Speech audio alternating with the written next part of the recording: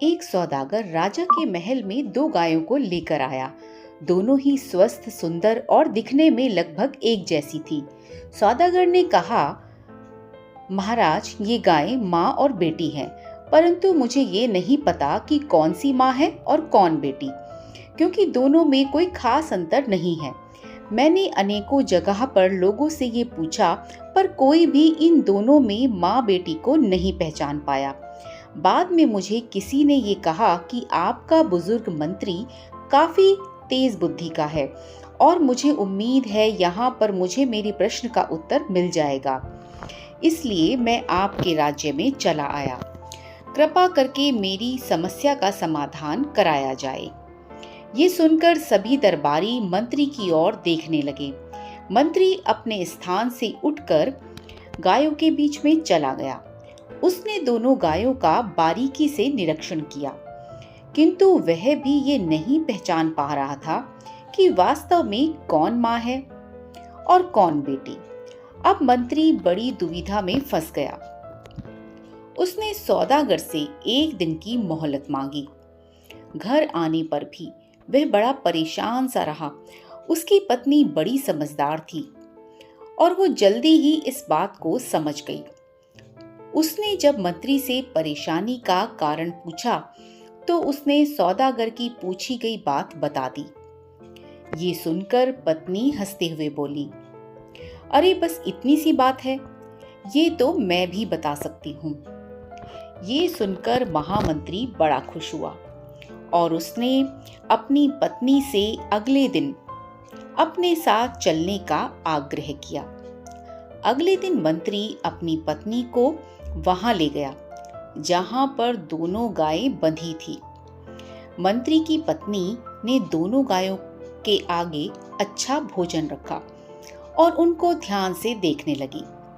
कुछ ही देर के बाद उसने माँ व बेटी में अंतर बता दिया। लोग आश्चर्यचकित रह गए। मंत्री की पत्नी बोली, पहली गाय जल्दी जल्दी खाने के बाद दूसरी गाय के भोजन में मुंह मारने लगी और दूसरी वाली ने पहली वाली के लिए अपना भोजन छोड़ दिया। ऐसा केवल एक माँ ही कर सकती है, यानी दूसरी वाली माँ है। ऐसा त्याग सिर्फ माँ ही कर सकती है, चाहे वह किसी भी रूप में क्यों ना हो, पशु के रूप में या फिर मनुष्य के रूप में, या फिर यूं कहें कि धरती पर माँ भगवान का ही एक छोटा रूप होती है। मातृत्व के भाव से परिपूर्ण माँ अथवा गौमाता ही अपने बच्चे के लिए भूखी रह सकती है। माँ में ही त्याग, करुणा, वात्सल्य, ममत्व के गुण विद्यमान होते हैं। हमेशा से माँ ऐसा ही करती आ रही है, चाहे समय जो भी रहा हो। पर इंसान एक समय के बाद उनके त्याग और बलिदान को भुला देता है। हम नहीं समझ पाते कि हमारी खुशी के लिए अपने सुख और इच्छाओं का भी त्याग कर देती है। आज भी बहुत सारी माएं अपने बच्चों की अच्छी परवरिश के लिए अपनी लाखों की जॉब तक छोड़ देती हैं। सचमुच माँ का कर्ज उतारना हमारे लिए असंभव है, पर फिर भी हम थोड़े से प्रेम और सम्मान से उनको खुश तो रख ही सकते हैं। समय पड़ने पर हम भी उनकी देखभाल ऐसे ही करें जैसे कभी उन्होंने हमारी की थी। हम भी अपना कीमती समय उनकी देखभाल और सेवा में लगाएं। जब भी उन्हें हमारी जरूरत हो, हमेशा तैयार रहें।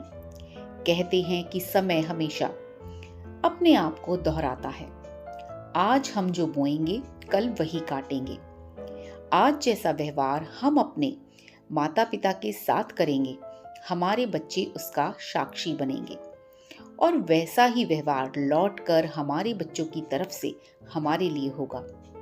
यदि आज की इस कहानी से आपको कोई प्रेरणा मिली हो तो ऐसी ही और ज्ञानवर्धक कहानियां पढ़ने और सुनने के लिए चैनल को सब्सक्राइब करें, वीडियो को लाइक और शेयर करें।